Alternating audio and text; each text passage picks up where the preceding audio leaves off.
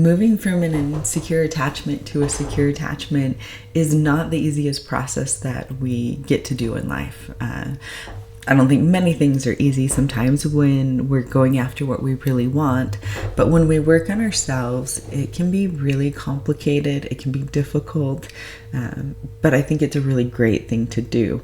And we want to be the best version of ourselves, so we really do have to put work into ourselves.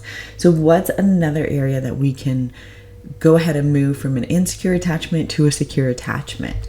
Well, we can create secure attachments within ourselves first, right? We are really important. Obviously, we have to live with ourselves every day. We have to, hear our thoughts and work on the plan that we have for ourselves.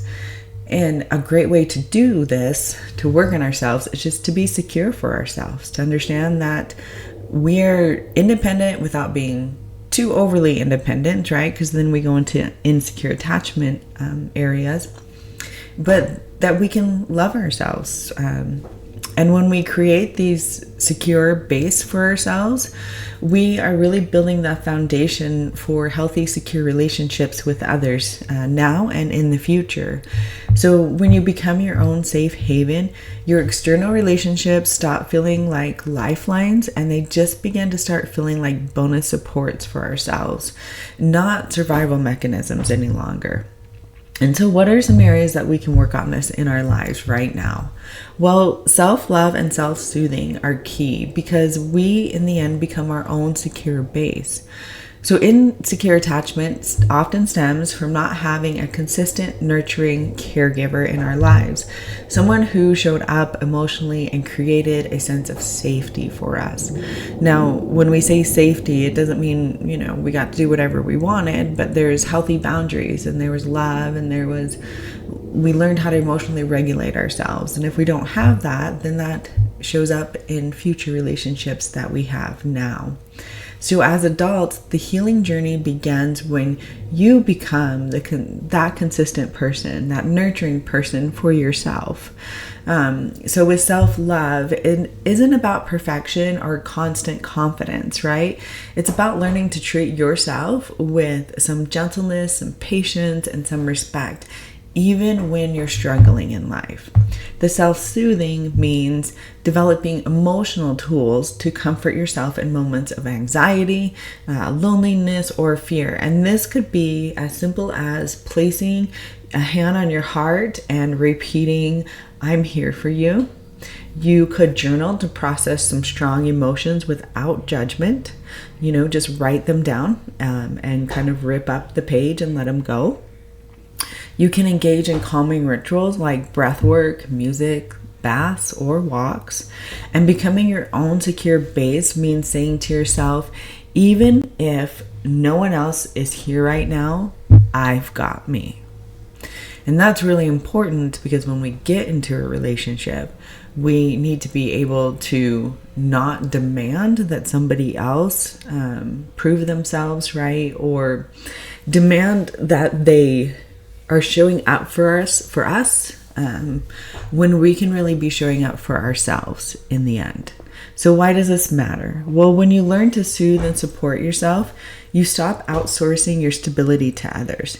You show up in relationships from a place of wholeness, not desperation. So what's another area in our lives that we can utilize this secure attachment within ourselves? Well, we can treat ourselves with kindness and compassion.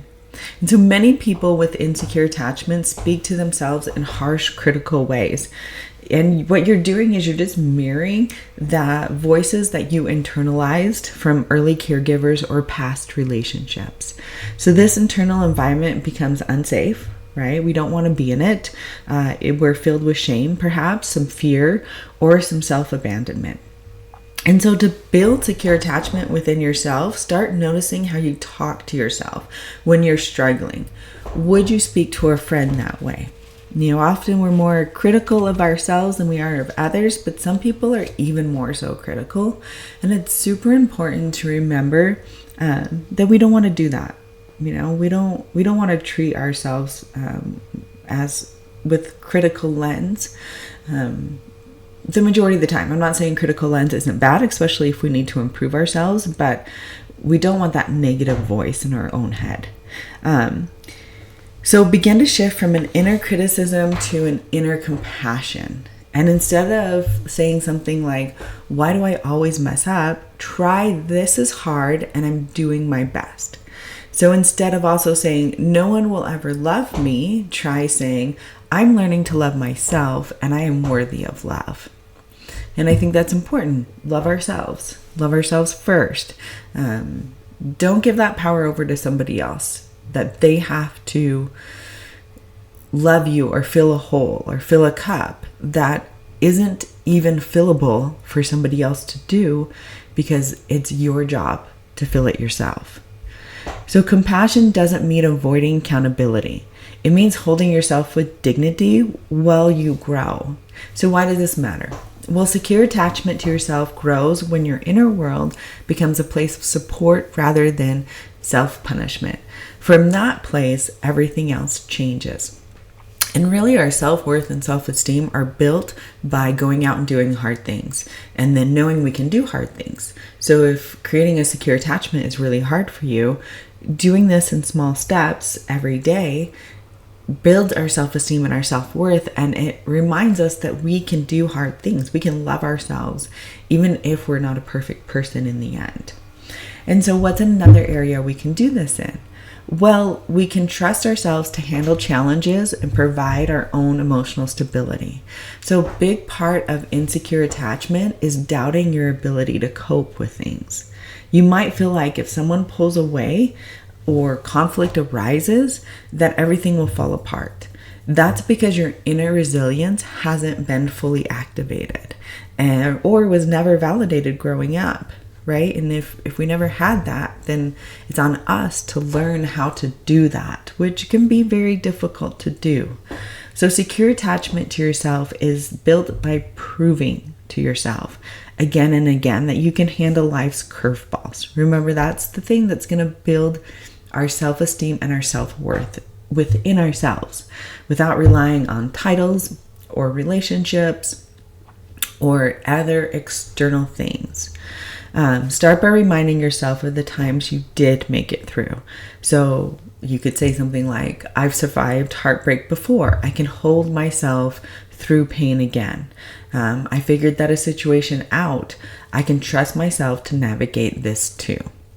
Develop tools that create inner stability. So a daily check-in with your feelings, naming and honoring your needs, and creating boundaries that keep you emotionally safe. So why does this matter? Well, when you trust your own capacity to self-regulate, you no longer feel helpless when others disappoint or distance themselves from you. You stop clinging or withdrawing and start responding with grounded calm. And I think when we start developing this secure base, you may notice that some of your relationships are going to go away. And those are the relationships that were the insecure attachment ones that no longer serve you and that you do not need anymore. And while we grieve those at times, in the end, we understand that those are really healthy for us to let go of. So secure attachment with yourself is the blueprint for all other relationships. It's really the ability to say, I love myself enough to show up with myself through discomfort and to choose what supports my healing even when it's hard. So again, we just have to learn how to love ourselves through it all. So here we are at the comment section. Drop a comment below. Are you creating your own secure base? Do you struggle with this? Let's get the conversation started.